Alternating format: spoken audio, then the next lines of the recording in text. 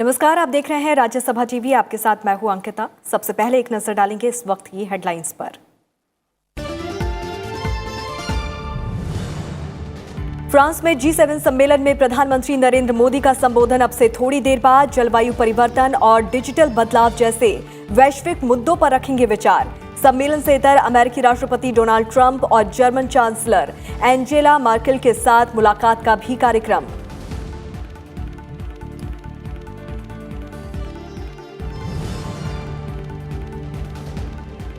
नक्सलियों के खिलाफ जारी अभियानों की केंद्रीय गृह मंत्री अमित शाह की अध्यक्षता में समीक्षा बैठक। नक्सल पीड़ित राज्यों की मुख्यमंत्री बैठक में शामिल।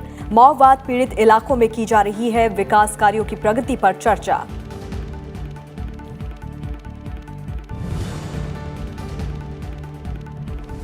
आईएनएक्स मीडिया मामले में पूर्व केंद्रीय मंत्री पी चिदम्बरम को राहत नहीं। दिल्ली हाईकोर्ट की अग्रिम जमानत के आदेश के खिलाफ याचिका पर सुनवाई से सुप्रीम कोर्ट का इनकार। कहा, सीबीआई द्वारा गिरफ्तारी के बाद अब याचिका का कोई मायने नहीं। सीबीआई हिरासत आज हो रही है खत्म।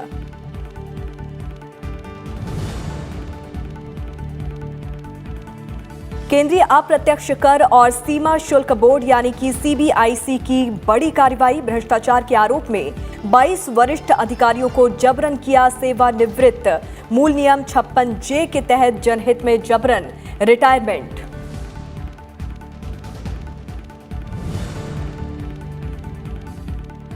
पीवी सिंधु ने विश्व बैडमिंटन चैंपियनशिप का महिला एकल खिताब जीतकर रचा इतिहास। टूर्नामेंट में स्वर्ण पदक जीतने वाली बनी पहली भारतीय खिलाड़ी। राष्ट्रपति, उपराष्ट्रपति और प्रधानमंत्री ने ऐतिहासिक उपलब्धि पर दी बधाई।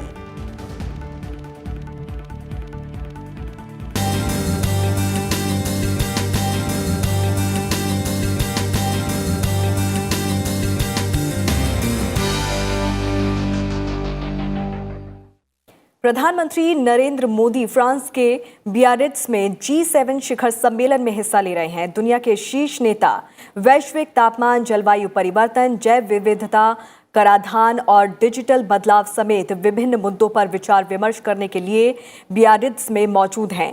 प्रधानमंत्री नरेंद्र मोदी अलग अलग 2 सत्रों में जलवायु परिवर्तन और डिजिटल ट्रांसफॉर्मेशन पर अपने विचार रखेंगे। बियारिट्ज में 45वां G7 सम्मेलन आयोजित किया जा रहा है।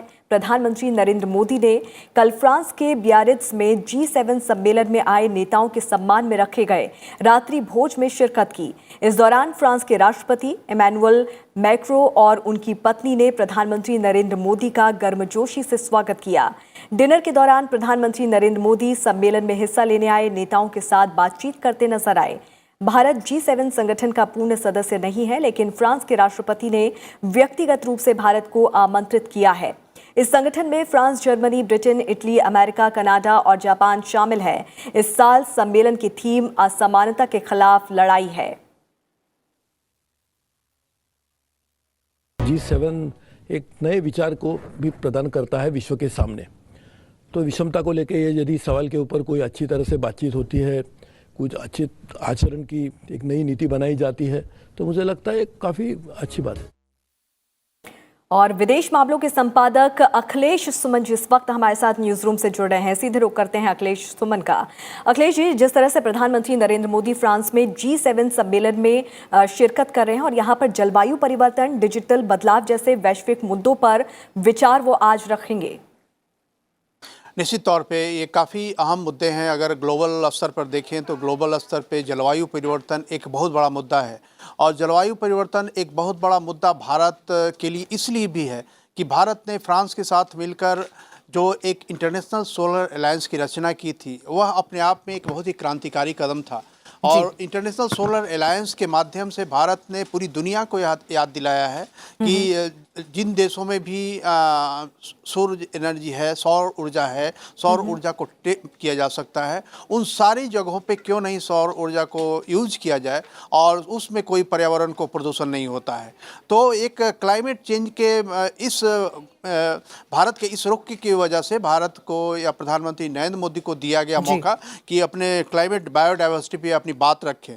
और क्लाइमेट बायोडाइवर्सिटी में सिर्फ यही बात नहीं है सौर ऊर्जा, उसके अलावा जो जितनी तरह की विविधताएं हैं हमारे जलवायु के माध्यम से, कई तरह की विविधताएं हैं जलवायु में, उन सारे जगहों की विविधताओं को, उन सारे जगहों पे किस तरीके से किस जगह पे टैकल किया जा सकता है।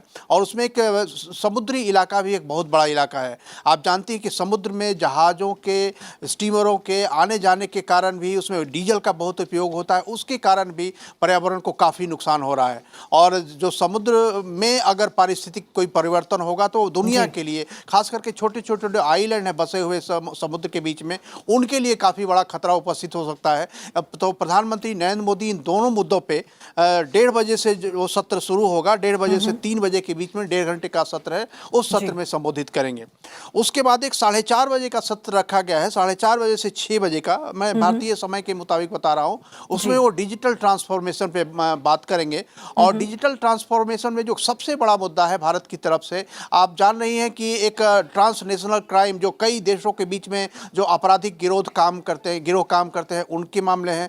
कई जगह संगठित आपराधिक गिरोह काम करते हैं और कई जगह ऐसा होता है कि टेररिस्ट जो है, आतंकवादियों का वित्तीय पोषण भी होता है। इसलिए डिजिटल ट्रांसफॉर्मेशन के माध्यम से किस तरीके से इन ऐसे जो समाज विरोधी तत्व हैं उनको किस तरीके से वित्तीय पोषण रोका जा सकता है, इस पर किस तरीके से उसमें डिजिटल जो हमारा आजकल टेक्नोलॉजी है, डिजिटल टेक्नोलॉजी को किस तरीके से एक दूसरे से जोड़ा जा सकता है, ताकि ये जो सारे मूवमेंट होते हैं, फिनेंशियल मूवमेंट, उनको ट्रैक किया जा सके, ताकि अगर कोई अवांछित तत्व वित्त का उपयोग कर रहा है तो उसको पकड़ा जा सके और आतंकवाद, संगठित अपराध, इन सब को रोका जा सके। तो एक बहुत बड़ा मुद्दा है और खास करके इससे विकसित देश भी प्रभावित है और जो तेजी से विकास कर रहे देश है वो भी प्रभावित है। बिल्कुल। तो अखिलेश जी, आप हमारे साथ बने रहिए। तो दोनों बड़े मुद्दे हैं जिसको लेकर चर्चा आज यहाँ पर हो सकती है। वहीं G7 सम्मेलन से इतर प्रधानमंत्री नरेंद्र मोदी द्विपक्षीय बैठकें भी कर रहे हैं। प्रधानमंत्री नरेंद्र मोदी का आज अमेरिकी राष्ट्रपति डोनाल्ड ट्रंप और जर्मन चांसलर एंजेला मर्केल से भी मुलाकात का कार्यक्रम है। राष्ट्रपति ट्रंप के साथ मुलाकात में आपसी हितों के अहम क्षेत्रीय और अंतर्राष्ट्रीय मुद्दों पर चर्चा की उम्मीद है। तो वहीं प्रधानमंत्री नरेंद्र मोदी सीमा पार आतंकवाद का मुद्दा उठा सकते हैं। जर्मन चांसलर से मुलाकात में द्विपक्षीय संबंधों की मजबूती पर चर्चा की उम्मीद है। इस बीच प्रधानमंत्री नरेंद्र मोदी ने सेनेगल के राष्ट्रपति मैकी साल से मुलाकात की है और इस दौरान दोनों नेताओं के बीच आपसी संबंधों को मजबूती देने के उपायों और द्विपक्षीय मुद्दों पर चर्चा भी हुई है। और अखिलेश जी लगातार हमारे साथ जुड़े हुए हैं। अखिलेश जी, प्रधानमंत्री नरेंद्र मोदी आज अमेरिकी राष्ट्रपति डोनाल्ड ट्रंप और जर्मन चांसलर एंजेला मर्केल से मुलाकात करने वाले हैं। द्विपक्षीय बैठक यहाँ पर होने वाली है, जहां पर उम्मीद जताई जा रही है कि सीमा पार आतंकवाद का मुद्दा भी पीएम मोदी उठा सकते हैं। निश्चित तौर पे ये डोनाल्ड ट्रंप के साथ जो प्रधानमंत्री नरेंद्र मोदी की बैठक है वो काफ़ी महत्वपूर्ण है, क्योंकि ये आपने देखा होगा कि पिछले दिनों जब भारत में धारा 370 को वापस लिया गया, उसके बाद से डोनाल्ड ट्रंप के कई बयान आए और बाद में कई ट्वीट भी आए। तो उन सारी चीज़ों से लगता है कि अमेरिका इस मामले में भारत के साथ बातचीत करना चाहता है। और निश्चित तौर पे भारत और अमेरिका एक ऐसे मित्र देश हैं जिनके कई तरह के बहुआयामी संबंध हैं, जिनमें कि रक्षा से लेके उच्च तकनीक से लेके आर्थिक सहयोग से लेके लोगों के रोजगार के सहयोग से लेके बहुत ही कहें कि बहुत ही विशिष्ट संबंध है भारत और अमेरिका के बीच में। और इस संबंध के बीच में अगर कोई चीज़ गतिरोध है या कोई संवादहीनता है या कोई मैसेज सही तरीके से नहीं गया है तो निश्चित तौर पे इस पर बात करने की जरूरत है। और प्रधानमंत्री नरेंद्र मोदी आज जब बात करेंगे तो उसमें 2 तरह की बातों की संभावना है, 3 तरह की मैं कहूँ कि बातों की संभावना है। एक तो कि धारा 370 के मामले में भारत अपना रुख स्पष्ट करेगा कि किस तरीके से धारा 370 प्रशासनिक और विकास के दृष्टिकोण से लिया गया कदम है, जो भारत का अपना अंदरूनी मामला है प्रशासनिक फेरबदल करने का।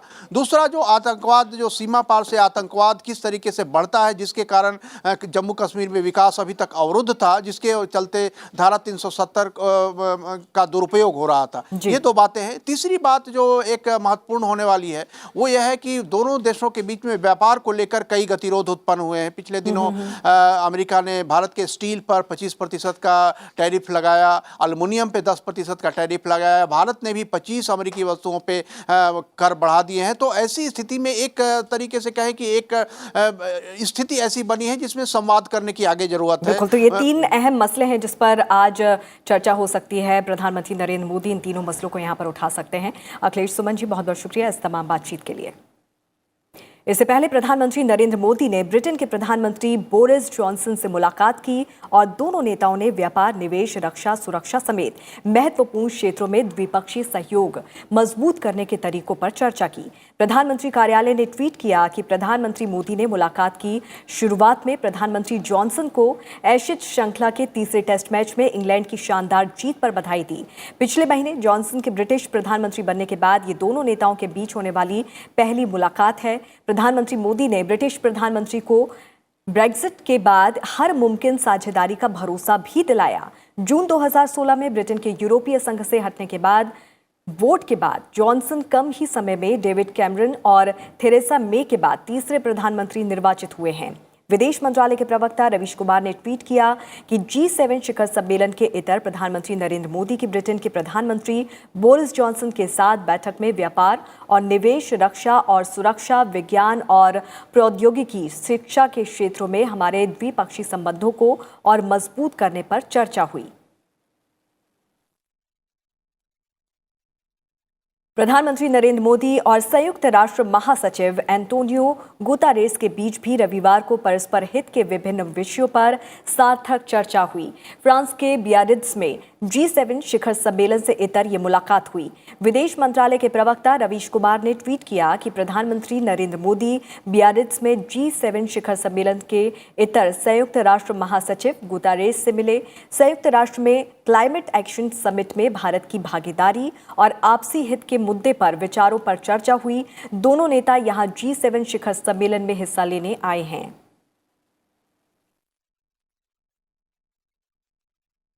केंद्रीय गृह मंत्री अमित शाह की अध्यक्षता में आज नक्सलियों के खिलाफ जारी अभियानों और नक्सल प्रभावित इलाकों में की जा रही विकास की पहलों की प्रगति की समीक्षा हो रही है। नक्सल विरोधी ऑपरेशन को लेकर अंतर्राज्यीय परिषद की बैठक में छत्तीसगढ़ के मुख्यमंत्री भूपेश बघेल, मध्य प्रदेश के मुख्यमंत्री कमलनाथ, उत्तर प्रदेश के मुख्यमंत्री योगी आदित्यनाथ, ओडिशा के मुख्यमंत्री नवीन पटनायक, बिहार के मुख्यमंत्री नीतीश कुमार और झारखंड के मुख्यमंत्री रघुबर दास मौजूद रहे। बैठक में अर्धसैनिक बलों और गृह मंत्रालय के शीर्ष अधिकारी भी मौजूद रहे।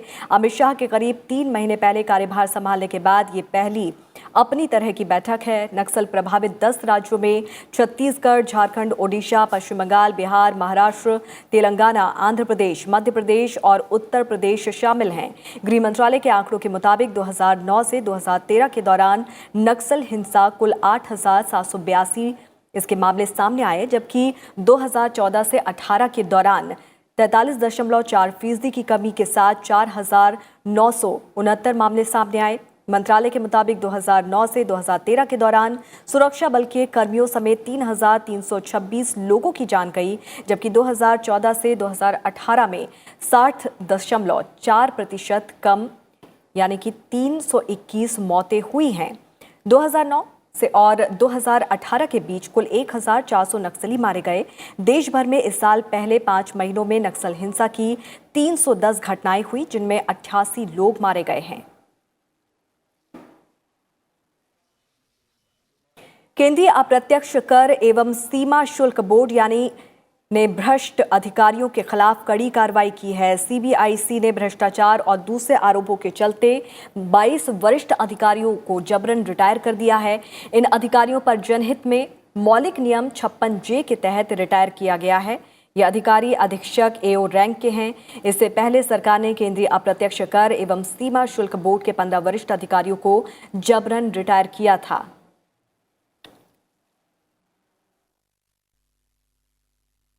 सुप्रीम कोर्ट ने पूर्व केंद्रीय मंत्री पी चिदम्बरम की दिल्ली हाई कोर्ट की अग्रिम जमानत के आदेश के खिलाफ याचिका पर सुनवाई से इनकार कर दिया है। सुप्रीम कोर्ट ने कहा है कि सीबीआई द्वारा पी चिदम्बरम की गिरफ्तारी होने के बाद अब इस याचिका का कोई मतलब नहीं रह गया है।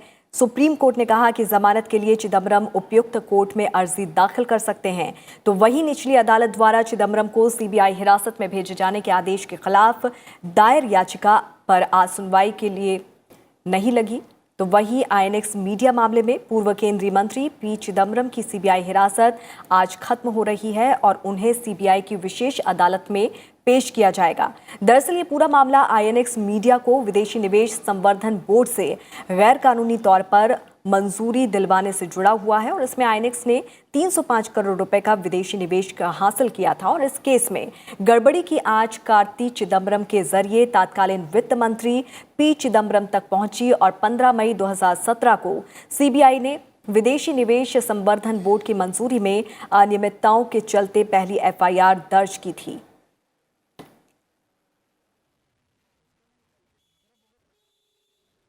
और इस मामले में और अधिक जानकारी के साथ हमारे संवाददाता बिपिन चौहान इस वक्त हमारे साथ जुड़ रहे हैं। सीधे रुख करते हैं बिपिन का। बिपिन, जाहिर तौर पर पूर्व वित्त मंत्री का जो मुश्किलें हैं वो यहाँ पर कम होने का नाम नहीं ले रही हैं। क्या कुछ हुआ आज कोर्ट परिसर में और आगे वित्त मंत्री पी चिदम्बरम के सामने किस तरह के विकल्प शेष रह गए हैं?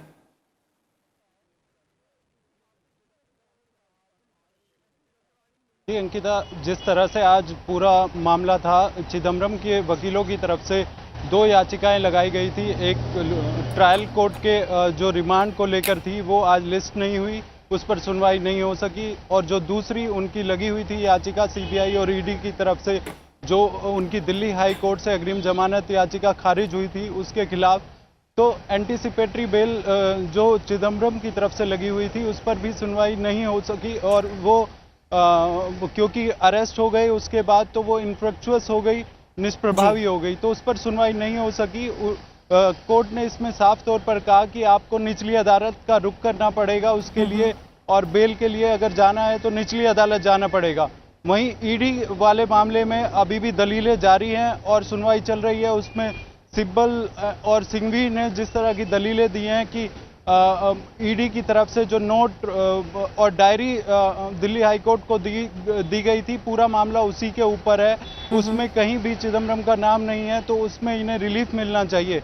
जबकि और आज ईडी की तरफ से एक एफिडेविट भी फाइल हुआ था, उसको लेकर भी चिदम्बरम के वकीलों ने कई सवाल उठाए कि वो पहले मीडिया में लीक हो गया, उसके बाद कोर्ट के सामने आया, जिसका विरोध किया सॉलिसिटर जनरल ने कि इस तरह का कोई मामला नहीं है। जब चिदम्बरम के वकीलों को वो दिया गया उसके बाद वो लीक हुआ है, तो कहीं ना कहीं अभी भी दलीलें चल रही हैं। और अभी आज जैसे रिमांड खत्म हो रहा है तो वो सीबीआई की स्पेशल कोर्ट में, राउज एवेन्यू कोर्ट में आज पेशी के लिए भी लेकर आने वाले हैं। अब फिलहाल उनके पास यही विकल्प है कि वहां पर ही जाकर बेल के लिए अप्लाई करें, और सीबीआई वहां पर अभी रिमांड और मांग सकती है। जो इंद्रानी मुखर्जी है इस मामले में अप्रूवर, उसके आमने सामने बिठाने की बात वो कर रही है। और अभी भी कुछ इन्वेस्टिगेशन होनी बाकी है, जो अभी कई सवाल उनसे पूछे गए हैं, उनके जवाब अभी तक उन्हें नहीं मिले हैं। तो अभी हालात यह है कि चिदम्बरम की मुश्किलें कम होने का नाम नहीं ले रही हैं और लगातार बढ़ रही हैं। जिस तरह से अभी पूरा मामला देखें घटनाक्रम, तो अभी 4 दिन के रिमांड पर हैं, आज पेशी है, उसमें भी कई सवाल जवाब किए हैं, उसमें कई बातें निकल कर आई हैं जिसमें कई चीज़ें और सामने आना बाकी है। जिस तरह पूरा मामला है, ये आईएनएक्स मीडिया, इस पूरे मामले में अभी तक चिदम्बरम को किसी तरह की कोई राहत नहीं मिल रही है। तो फिलहाल कोई राहत मिलती हुई पी चिदम्बरम को नजर नहीं आ रही है। बहुत बहुत शुक्रिया तमाम जानकारी के लिए। आगे बढ़ते हैं। आम्रपाली मामले की सुनवाई कर रहे सुप्रीम कोर्ट ने बड़ा फैसला किया है और इसमें अधूरे पड़े फ्लैट्स को पूरा करने के लिए national building construction corporation NBCC को 7 करोड़ 16 लाख रुपए का फंड देने का आदेश दिया है। बेंच ने सुप्रीम कोर्ट की रजिस्ट्री को आदेश दिया है कि वो एनबीसीसी को फंड दे ताकि अधर में लटके हुए फ्लैट्स का काम हो सके। सुप्रीम कोर्ट ने ईडी को और दिल्ली पुलिस को फॉरेंसिक ऑडिटर की रिपोर्ट सौंपने का आदेश भी दिया है। साथ ही कहा है कि ईडी और पुलिस निवेशकों के पैसों के गबन के मामले में जरूरी कार्रवाई शुरू करे। नोएडा और ग्रेटर नोएडा अथॉरिटी से अपने पिछले आदेश पर अमल के लिए एक अधिकारी नियुक्त करने को भी कहा है।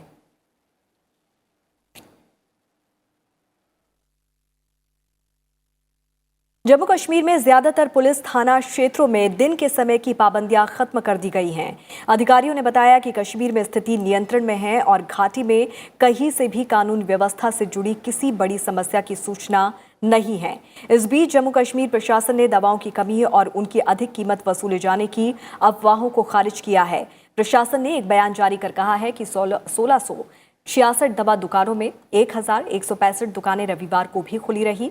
इस बीच जम्मू कश्मीर के पुलिस महानिदेशक दिलबाग सिंह ने कहा कि राज्य में आतंकवादियों के खिलाफ कार्रवाई जारी रहेगी।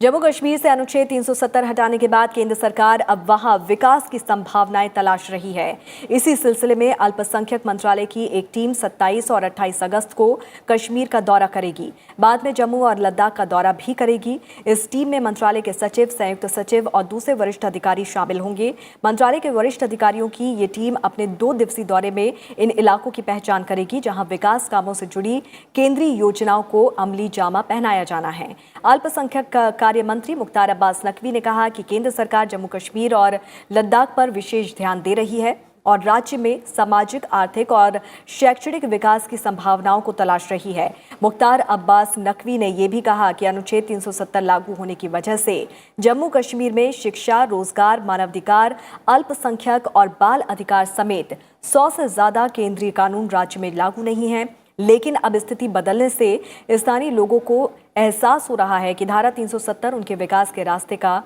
बाधक थी। अमेज़न के जंगलों में लगी भीषण आग पर काबू पाने के लिए ब्राजील सरकार की ओर से कदम उठाते हुए सेना और सैन्य विमानों की तैनाती की गई है। धरती की 20% ऑक्सीजन देने वाले अमेज़न के जंगलों में पिछले 2 हफ्ते से ज्यादा समय से आग लगी हुई है। इन जंगलों का 60% हिस्सा ब्राजील में पड़ता है। इस आग का असर ब्राजील के अलावा बोलीविया और पेरू पर भी है। ब्राजील के विदेश मंत्री फर्नांडो अजीवेडो ने कहा है कि आग बुझाने के लिए 44,000 सैनिक लगाए गए हैं। जिन राज्यों ने संघीय सहायता मांगी थी वहां सैनिक रवाना कर दिए गए हैं। आग बुझाने का पहला मिशन रोंडोनिया की राजधानी में होगा। 2 C-130 हरक्यूलिस विमान भी इसके लिए इस्तेमाल किए जाएंगे। पोप फ्रांसिस ने भी इस मसले पर चिंता जाहिर की। अमेरिका और चीन के बीच लंबे समय से जारी व्यापार युद्ध का असर विश्व बाजार पर दिखने लगा है। चीन की मुद्रा युआन में आज करीब 1 दशक की सबसे बड़ी गिरावट देखी गई। सोमवार को चीन की करेंसी युआन 11 साल के निचले स्तर पर आ गया। एक अमेरिकी डॉलर के मुकाबले युआन 7.1487 पर आ गया है। अमेरिका के साथ व्यापार युद्ध और वैश्विक मंदी की संभावनाओं का असर बाजारों पर पड़ा है।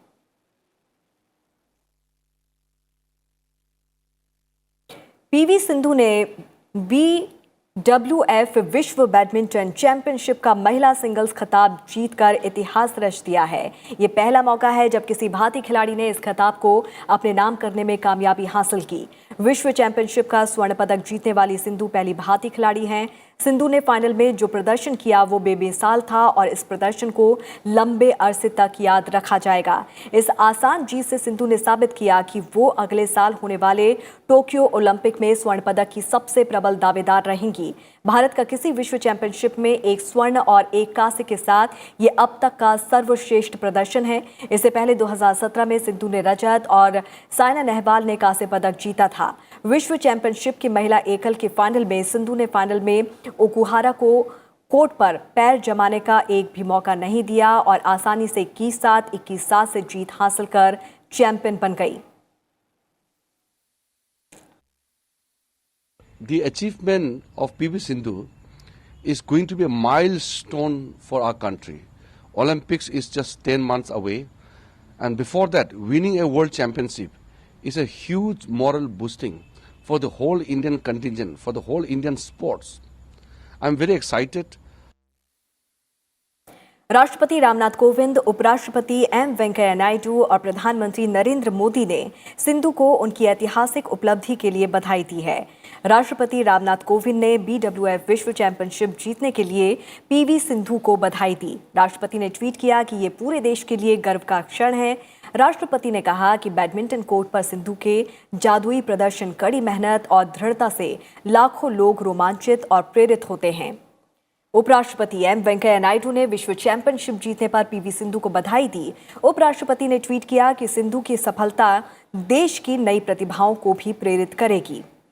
और इस ऐतिहासिक जीत पर प्रधानमंत्री नरेंद्र मोदी ने सिंधु को बधाई दी है। प्रधानमंत्री ने ट्वीट किया कि करिश्माई प्रतिभा की धनी पीवी सिंधु ने भारत को एक बार फिर से गौरवान्वित किया है। सिंधु की बैडमिंटन के प्रति लगन और समर्पण प्रेरणादायक है। पीवी सिंधु की सफलता खिलाड़ियों को प्रेरित करेगी।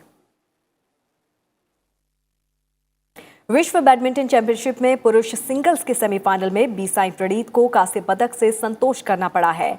विश्व बैडमिंटन चैंपियनशिप में प्रणीत 36 साल बाद पदक जीतने वाले भारतीय पुरुष खिलाड़ी हैं। पिछली बार प्रकाश पादुकोण के 1983 में कांस्य पदक अपने नाम उन्होंने किया था। प्रधानमंत्री नरेंद्र मोदी ने ट्वीट करके साई प्रणीत BWF विश्व चैंपियनशिप 2019 में कांस्य पदक जीतने पर उन्हें बधाई दी। प्रधानमंत्री ने कहा कि ये एक महत्वपूर्ण उपलब्धि है और प्रधानमंत्री ने प्रणीत की इस मेहनत और अथक प्रयासों को सलाम किया। 2 टेस्ट की सीरीज के पहले टेस्ट में टीम इंडिया ने वेस्टइंडीज को 318 रनों से हरा दिया है। रनों के अंतर से विदेशी जमीन पर यह टीम इंडिया की सबसे बड़ी जीत है। पहली पारी में टीम इंडिया ने 297 रन बनाए थे। वेस्टइंडीज 222 रन पर ऑल आउट हो गई थी और इस लिहाज से टीम इंडिया को वेस्टइंडीज पर 75 रन की बढ़त मिल गई थी। दूसरी पारी में टीम इंडिया ने 7 विकेट खोकर 343 रन बनाए और वेस्टइंडीज को 419 रन का लक्ष्य दिया। वेस्टइंडीज की टीम 100 रन पर ऑल आउट हो गई। अजिंक्य रहाणे 102 और 81 रनों की पारी वो खेलते हुए नजर आए। रहाणे ने दूसरी पारी में शतक लगाया और उन्हें मैन ऑफ द मैच चुना गया। तो वहीं ईशांत शर्मा ने मैच में कुल 8 विकेट हासिल किए। चौथी पारी के हीरो रहे जसप्रीत बुमराह ने 7 रन देकर 5 विकेट लिए और टीम को चौथे दिन जीत दिला दी। इंग्लैंड ने ऑस्ट्रेलिया को एशेज के तीसरे टेस्ट में 1 विकेट से हरा दिया है और इसी के साथ दोनों टीमों के बीच सीरीज 1-1 से बराबर हो गई है। बेन स्टोक्स शतकी पारी की बदौलत इंग्लैंड ने एशेज सीरीज के तीसरे मुकाबले में ऑस्ट्रेलिया को 1 विकेट से हरा दिया। मेजबान टीम को 359 रनों का लक्ष्य मिला था। जवाब में बैटिंग करने उतरी इंग्लैंड की टीम का 9वां विकेट 286 रनों पर ही गिर गया था, लेकिन स्टोक्स और जैक लीच ने मोर्चा संभाला और 10वें विकेट के लिए नाबाद 62 गेंदों में 76 रनों की नाबाद साझेदारी करते हुए इंग्लैंड को अविश्वसनीय जीत दिला दी। विश्व युवा तीरंदाजी चैंपियनशिप के रिकर्व कैडेट वर्ग के एक तरफा फाइनल में कोमालिका बारी ने जापान की सोनोदा वाका को हराकर स्वर्ण पदक हासिल किया। कोमालिका अंडर 18 वर्ग में विश्व चैंपियन बनने वाली भारत की दूसरी तीरंदाज बनी। उनसे पहले दीपिका कुमारी ने 2009 में यह खिताब जीता था। भारत ने प्रतियोगिता में 2 स्वर्ण और 1 कांस्य पदक के साथ अभियान का समापन किया। मानसी जोशी ने पैरा बैडमिंटन महिला एकल वर्ग में भारत की ही पारुल परमार को फाइनल में हराकर चैंपियनशिप पर कब्जा जमाया। मानसी ने फाइनल में हम वतन पारुल परमार को 21-12, 21-7 से शिकस्त दी। यूएस ओपन टेनिस टूर्नामेंट की आज से शुरुआत हो रही है। नोवाक जोकोविच, राफेल नडाल और रॉजर फेडरर यूएस ओपन में प्रबल दावेदार के रूप में उतरेंगे। टूर्नामेंट में भारतीय खिलाड़ी भी चुनौती पेश करेंगे। भारतीय टेनिस खिलाड़ी सुमित नागल रॉजर फेडरर से भिड़ेंगे। प्रजनेश रूस के डैनिल मेदवेदेव से भिड़ेंगे। महिला एकल में सेरेना विलियम्स का सामना मारिया शारापोवा से होगा। बाटी ओसाका, हालेप और कैरोलिना से के बीच खिताब की भिड़ंत होगी। और इसी के साथ इस बुलेटिन में फिलहाल इतना ही। आप जुड़े रहिए राज्यसभा टीवी के साथ। नमस्कार।